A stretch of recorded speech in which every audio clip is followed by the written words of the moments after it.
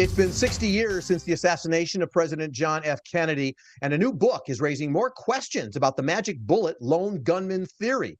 The Final Witness, written by Paul Landis, a former Secret Service agent assigned to First Lady Jackie Kennedy on that tragic November day in Dallas. Mr. Landis joins me now to discuss his firsthand account of that day. Mr. Landis, thanks for joining me. I appreciate your time.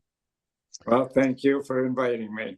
I found it interesting that you wrote that over the years, you didn't read any of the myriads of books that so many of us were reading about the Kennedy assassination. You pretty much stayed away from that. But then in March of 2014, you actually did choose to read a book called 6 Seconds in Dallas and decided it was time to tell your story.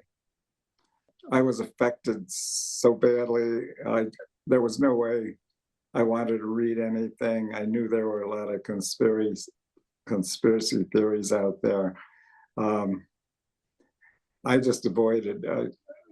I went through such a traumatic time that I just didn't want to reopen anything or talk about it. And I managed to bury everything. Paul, how can the reader be sure? How are we sure that your memory, the details you remember now, so many years later, are accurate to that date?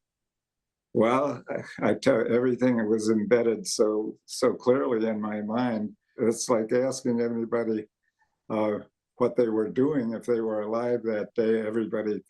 Everybody can tell you exactly what they were doing. When the first shot rang out, you wrote you knew it was from a high-powered rifle. How did you know that? And since Dealey Plaza was sort of a fishbowl, are you sure there wasn't an echoing effect going on, perhaps? I'd been a hunter really all my life, and I immediately recognized the gunshot as a high-powered rifle. The sound came from over my right shoulder. I turned and looked. I couldn't see anything. And I turned and I looked at the president's limo, and I didn't see anything unusual other than the President Kennedy was leaning to his left and his arms were coming up. And I thought he was turning to see where the sound came from. I didn't realize at that time that he had been hit in the back. Never realized that until many days later. You did note that the second shot had what you called a different sound. If that's the case, then how do we know it is from the same rifle from the book depository? I attribute it to an undercharged military bullet that just didn't have the powder charge that the second shot came. Second shot was a little louder, but it still sounded like it came from the same direction. The critical chapters of the book get when the limo arrives at Parkland Hospital. You write about the fact you had a tough time getting Jackie out of the car. She didn't want to leave her husband, but then something incredible happens. You find a bullet. Talk about that and what you ultimately do with it. When I reached the limo, I tried to help Mrs. Kennedy out. I took her by the shoulders, said, "Mrs. Kennedy, may I help you?" She said, no, I want to stay with him. And about that time, Clint Hill came around and he opened the left rear door for the back seat area. He stepped in.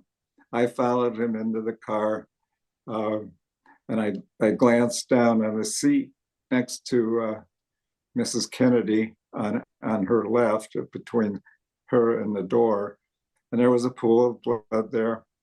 And there were two bright, shiny bullet fragments in that pool of blood. I picked up the larger of the two and looked at it. It was about the size of the tip of my pinky finger. About that time, as soon as she stood up to leave the limo, on the top of the seat, there was a fully intact bullet. And I picked it up, and the only real markings or damage to it were that had the rifle striations on it. What did you ultimately do with that bullet? Because a lot of conspiracy theories are based on this bullet that was found. I took that bullet, kind of forced or shoved into trauma room 1 behind President Kennedy's body. And for the short period of time we were in there, I started thinking, I realized that this this was an important piece of evidence that should be left with the president's body. They would find it during the autopsy. Had you heard through the years about these various theories that people were creating about this found bullet? Had you heard about those and wonder whether or not you thought maybe I should come out and tell people what I did?